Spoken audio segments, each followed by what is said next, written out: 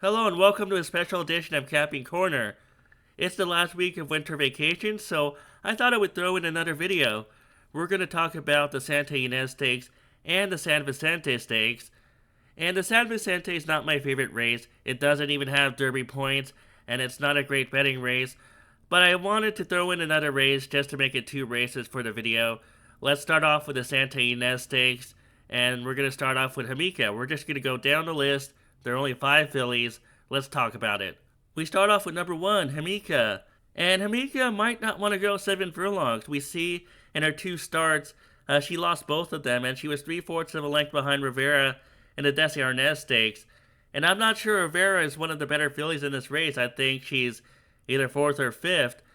And we see back in September, she faded 9 lengths behind her stablemate, Bottle of Rouge, and Explorer was second in that race, and Lawali was third, and then there was a big gap back to Jamaica, back and forth.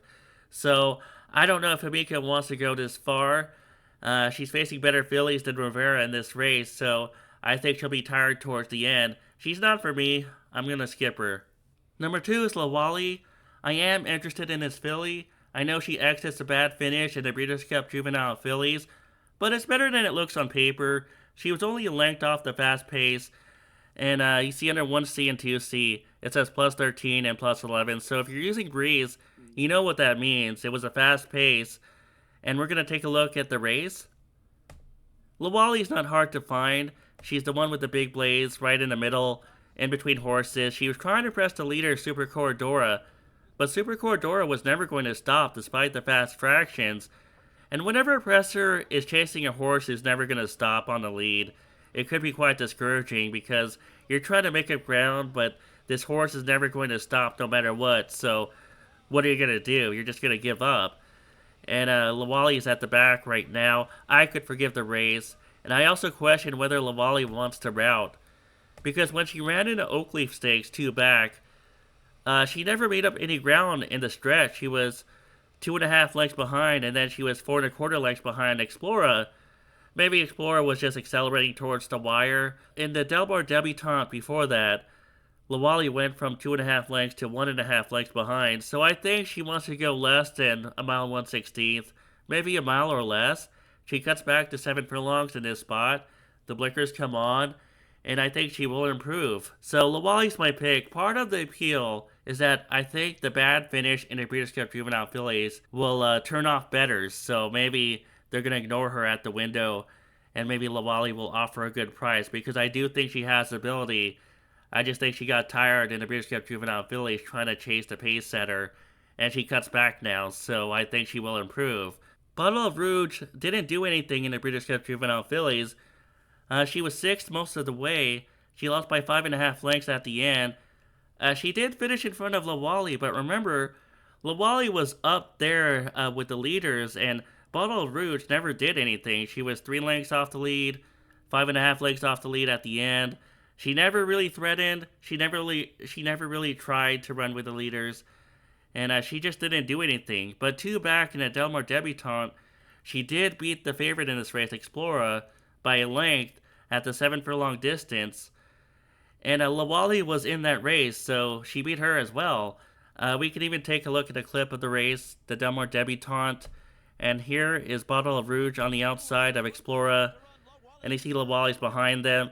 But Bottle of Rouge is going to pass Explorer. It's going to be a hard-fought battle, but Bottle of Rouge, not impressively, but she gets the job done.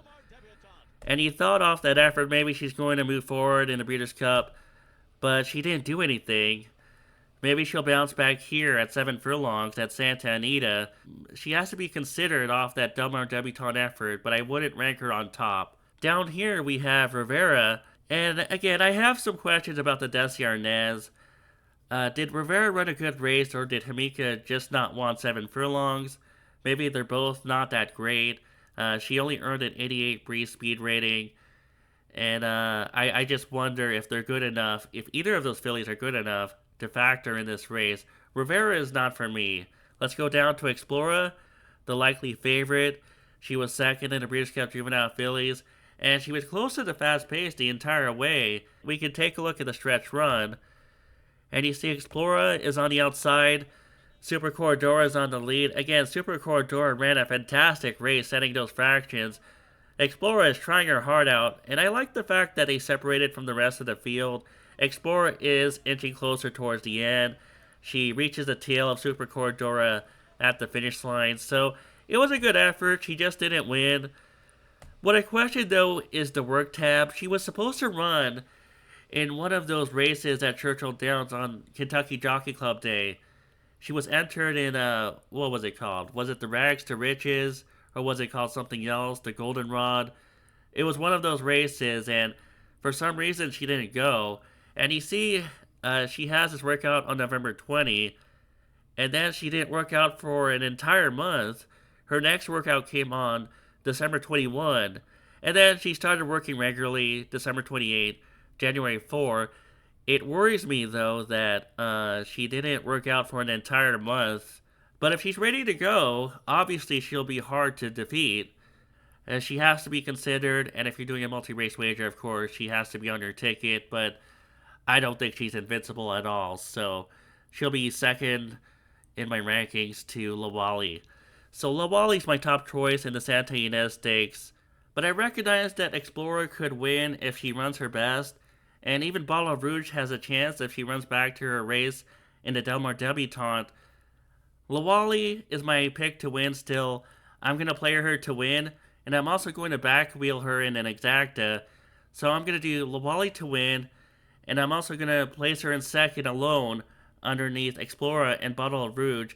And maybe the Explorer over Lawali exacta would be played for more money than the Bottle of Rouge over Lawali exacta. But my point is, I would back will key Lawali in second, in addition to playing her to win. And that's my play for the Santa Ynez Stakes at Santa Anita. Let's talk about the San Vicente. Like the Santa Ynez Stakes, the San Vicente Stakes also has 5 horses. It's not my favorite race. It's not a race I would put any money on, but we're going to talk about it anyway, just to have the video have 2 races. Anyways, Greenwich Village is number 1, and Greenwich Village broke his maiden at Los Alamitos by half a length over Easy Company. Easy Company is entered in a maiden race at Santa Anita on Friday, so you might want to watch that race first before judging Greenwich Village. I don't think this horse is for me, though. I think it's a bad sign that Juan Hernandez opts to ride another horse in the barn. You have Hector Barrios on Greenwich Village, who is fine, but it's just a bad sign that the number 1 jockey in the barn decides this horse is not for him. So we go on to number 2, So Happy. So Happy broke his maiden at Del Mar by 3/4 of a length over Winston Avenue. We can take a look at that clip. We have, let's see, So Happy is on the lead right now. Winston Avenue is coming at him. And I like the way that they're finishing up. They're separating from the field. Blacksmith wasn't in his race. Blacksmith was 5th. And we know he went on to run 2nd in the Los Alamitos Futurity. I have some questions, though, about Winston Avenue, because Winston Avenue did not run well in his next start. After running 2nd to So Happy, he was 4th in a maiden special weight at Santa Anita on December 28. So Happy could win this race. I'll rank him 2nd, but I do have some questions about the field that he beat at Del Mar. Number 3 is Butane, and we haven't seen him since he ran a distant 2nd in the Hopeful Stakes at Saratoga. He lost by 8.5 lengths in that race. We can watch a clip. You see that Ted Nafi is absolutely dominating this race. Ted Nafi is a great horse, and Butane is the one with the jockey with the red cap, and he's moving into 2nd right now, but he's well beaten. He is absolutely crushed, and am I supposed to like him off that race? It's hard to like him off that 8.5 length loss. We haven't seen him since September, though. He could have improved since then. Juan Hernandez hops on board, and the fact that he would choose Butane over Greenwich Village is a good sign. I just think he'll be overbet. He's not for me, even though he cost $1.1 million. I loved his law, but this horse is not for me just because I think he'll be overbet by the crowd. Acknowledge Me Please is number 4. He exits a bad finish in a Los Alamitos Futurity. He could be excused for that effort, although it was kind of odd because he was on the rail, and we're going to see right here, he had the rail position, he had the speed, and instead he just drifts out in the beginning part of the race. You see he's drifting out, drifting out. He's in the middle right now. He gave up the rail position to a Baffert horse. And right now, around the turn, he's going to push out those two horses to the right of him. So he eliminates those two horses to the right of him while giving up the rail pace heading position to the Baffert horse. And you have the two Baffert horses right here having an easy time on the lead. I think that's, I don't remember his name, but the second horse right there is Litmus Test. And we have Blacksmith on the inside right there. So I don't know why Acknowledge Me Please gave up the lead, gave up his position on the inside. I don't know if he wants to route. He's cutting back to 7 furlongs in this race. They're going to use his speed, I bet. After that disaster in the Los Alamitos Futurity, they're going to use his speed.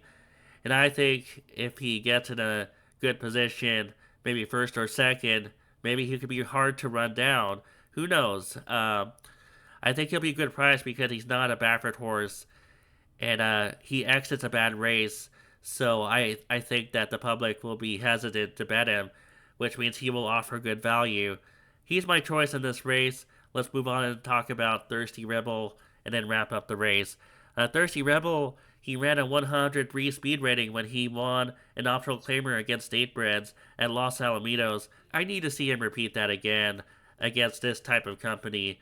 Sometimes when a horse runs a big number against lesser horses, they can't carry that number to a race at a higher class. And this is a higher class. It's a grade 2 race. It's not a state-bred optional claimer. So he will have to prove it to me. And I'm just going to pass on him. So my choice in the San Vicente Stakes is Acknowledge Me Please.